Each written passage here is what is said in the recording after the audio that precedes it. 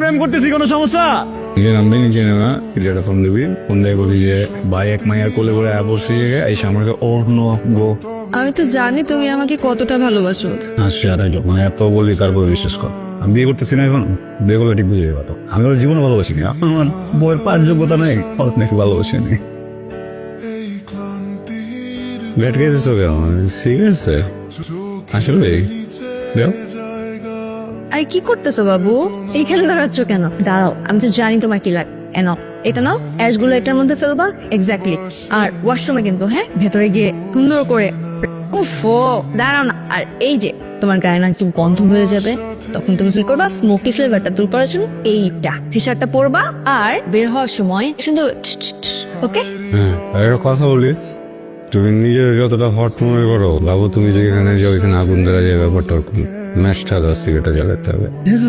তোর বলে ফুসফুস গেছে গে, বলে আইসিইউতে শেষ নাকি তোর দিনকাল সব? নিউজ হয়েছে নাকি? আরে না, নিউজ কেমন আমার শুনলাম আর কি। আরে না, এরকম কিছু না। প্রত্যেকবার যেরকম মাল খেয়ে কালো হয়ে পড়ে যায়, এবারও এরকম মাল খেয়ে কালো হয়ে পড়ে গেছে।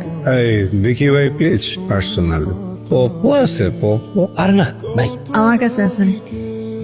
মেজাজ খারাপ? কেন চলে যাবা? বলি নাই তো।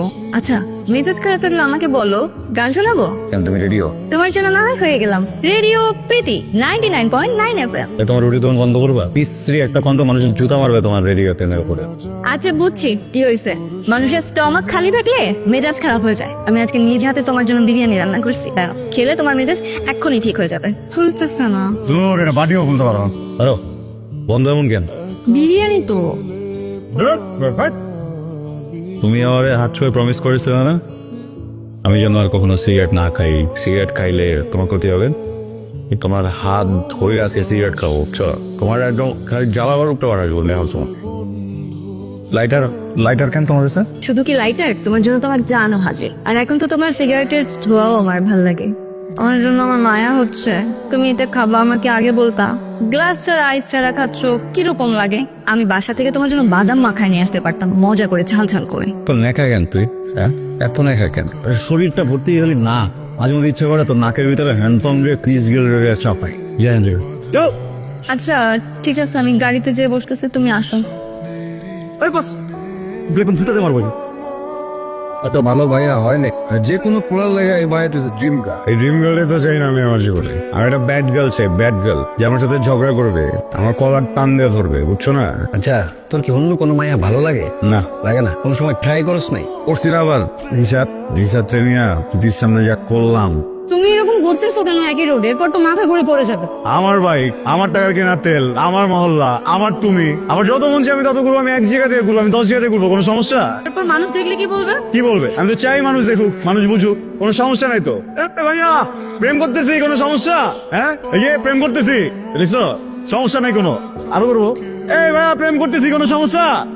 আচ্ছা, হ্যালো, এখন ফোন দিতেছো না কেন আমারে? তুমি তো বলছিলা তুমি বিজি থাকবা, তাই আর ফোন দিন। দিদি থাকবো মানে আমি না করলে ফোন দিও না? তোমার কি জানতে ইচ্ছা করে আমি কই আছি, কি করতেছি না করতেছি? যদি বলি যে আমার গার্লফ্রেন্ড আসছিল, কি করবি? হ্যাঁ, বিশ্বাসই করি না, আর আমি তোমার বিশ্বাস কখনোই ভাঙবো না।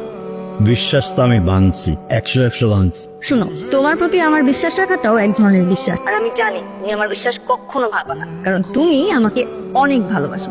আরে তোমার চোখের সামনে রয়ে গেছি তো, তুমি তো নিজের চোখে দেখছো, তাই না? চোখের দেখাই সব দেখা। আমার মন বলে তুমি এমন কিছু কখনোই করবা না। তোর মনের গুষ্টি চুনি রাখ ফোন পান।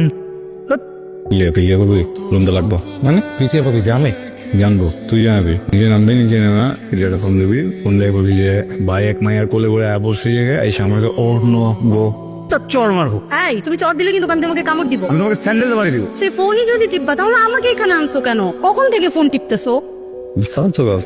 তোমাকে একটু টাইম দেয়নি না? ঠিক আছে, তাহলে চলো খেলি। এতক্ষণ একটা ভালো কথা বলছো, চলো। আমার লাল মানে লুডো খেলবো। শোনো, খাওয়া যদি মিস করো পাকা গুটি বাঁচানোর জন্য, তাহলে 10 টাকা ফাইন, ঠিক আছে? ও মাই গড, ও মাই গড, ও মাই গড, ও মাই গড।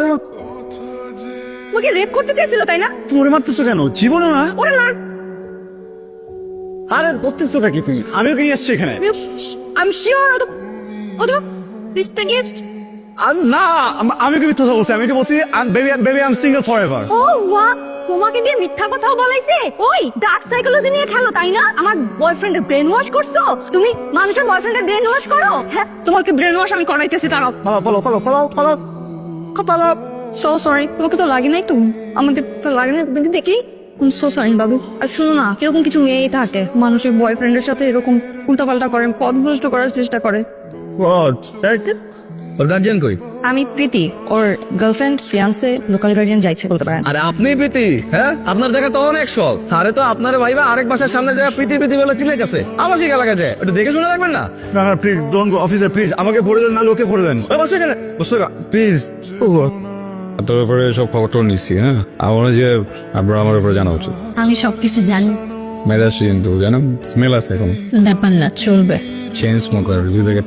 একটু কম কম খেলে ভালো, কিন্তু সবার তো ব্যক্তিগত স্বাধীনতা আছে। ইনশাআল্লাহ এক্সাসে কিন্তু আমারও ছিল। ভাই ভাই দূর পৃথিবী মানে সিরিয়াসলি বা আমি তো সিরিয়াসই। এবং আমি ব্রেকআপ চাইতেছি, তুমি বুঝতেছ না কেন? ওয়েট এক মিনিট, কি লিখতেছ?